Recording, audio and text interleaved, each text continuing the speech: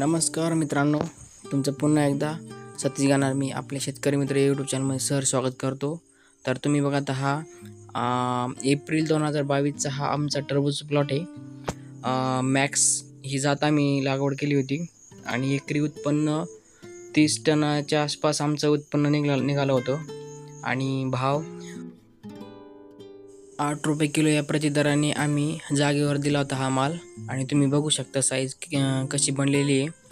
Max ही variety होती आणि 31 ton माल निघाला होता आमचा. तुम्ही बघू शकता क्वालिटी पण एकदम सुपर बनलेली होती आणि आमचे जवळपास 2,40,000च्या आसपास 2 महिन्यामध्ये आमचं उत्पन्न निघालं होतं.